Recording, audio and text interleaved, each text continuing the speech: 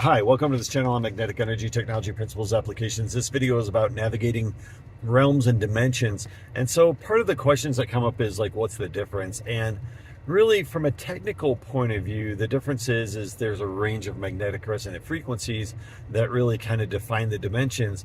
And then within those ranges, you can have all kinds of realms that exist. From a practical point of view, you can tell a little bit of the difference because if you get into a different dimension, there's certain characteristics of that dimension that are pretty consistent. So like, for example, your feelings and your emotions and your thoughts play a very significant role in how easy it is for you to go to various dimensions. So like if you're in our dimension, in the third dimension, and you're astral projecting and you're going to like into various realms, you can carry all kinds of emotions and light energy or dark energy into all of these types of places and realms in our dimension. So it can be very polarizing energies that you bring to our dimension into various realms, like the astral realm and things like that.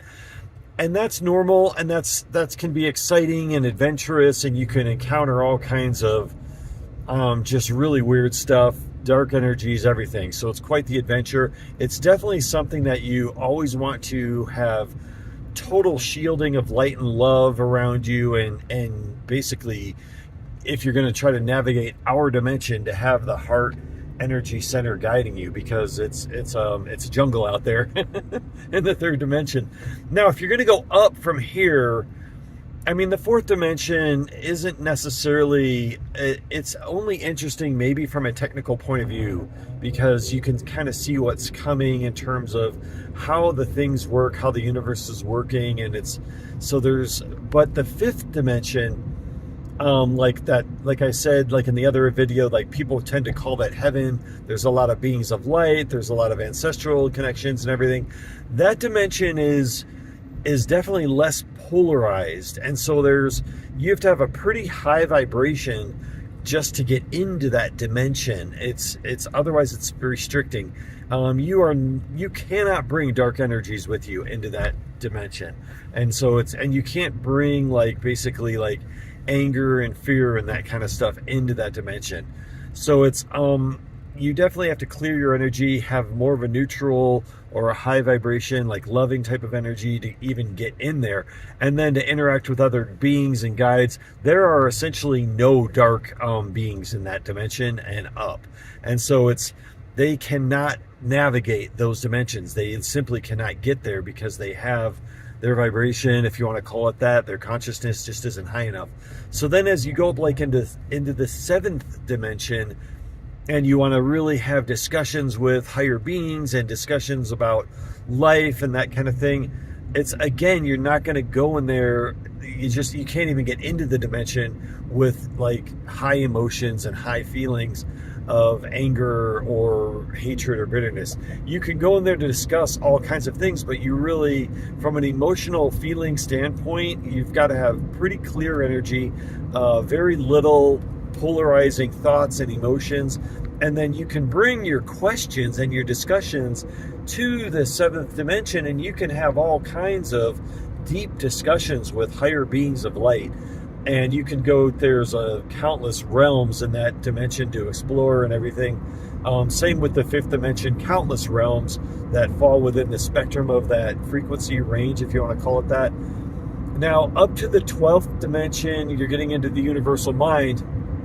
Remember, the universal mind feeds on extremely high vibration, white light, neutral energy.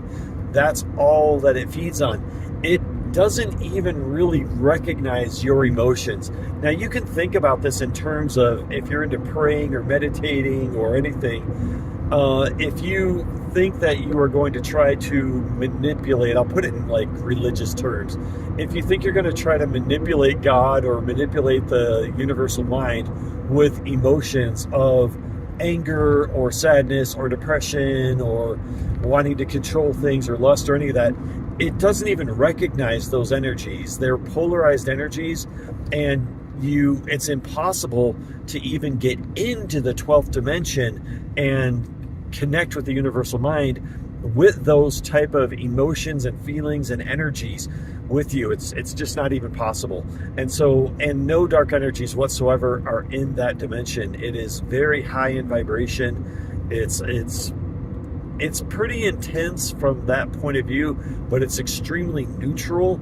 And so you've got to be in like your best state of having a neutral energy about you, letting go of all of the emotions. And I mean like every emotion, because even emotions that we consider that could be like high vibration, like lots of joy or something, or you're super happy, even that can prevent you from getting into the 12th dimension. Even though when you're there, you could say the vibration of it is elation. Like from our perspective, it feels very uplifting and it's elation, but it's not really an emotional experience, if you will. It's almost above emotions and above feelings, and you definitely have a neutral, just a neutral feeling about the universe and an all-encompassing energy. So you really rise into universal consciousness and a oneness with everything, and that in and of itself is a mind-blowing, mind-expanding experience. So that 12th dimension, you've got an absolutely clear energy and go into it. The lower dimensions, lower than us, you would say they're not necessarily lower in vibration or anything. That's just our human way of describing it. It's the one, like the second dimension it's more like of a mechanical dimension where you're getting, again, in touch with the workings of the universe. It doesn't mean you're going to hell or anything weird like that. It's more of the functionality of the universe and how things are getting processed, how energy is changing and getting processed throughout from the third dimension down. And then what was called to us as the first dimension doesn't mean it's like the lowest dimension at all. What it really, in this model, it just simply means that everything in that dimension is being converted back into neutral white light, and then that's fed into the 12th dimension. So it's really a different kind of perspective. Going to the first dimension is it's like going to like pure white light, like it's going to source light, and there you will encounter beings there of high vibration and high white light. Most of them, from my experience, are working, like they're working basically to help the functioning of the universe. It's not like you're going to go in there, at least in my experience, and sit down and have a picnic with them or some long discussion. They're pretty busy doing what they're doing. So yeah, if you want long discussions and you want to go on like a retreat, fifth dimension is perfect for that. The seventh dimension, not so much for entertainment, more like if you are having a serious discussion. And then of course the 12th dimension is cool just for observation mostly. You're just looking at like the universal mind and kind of communing with it and having a kind of a mind-blowing experience. But again, all of those higher dimensions, there are no negative beings.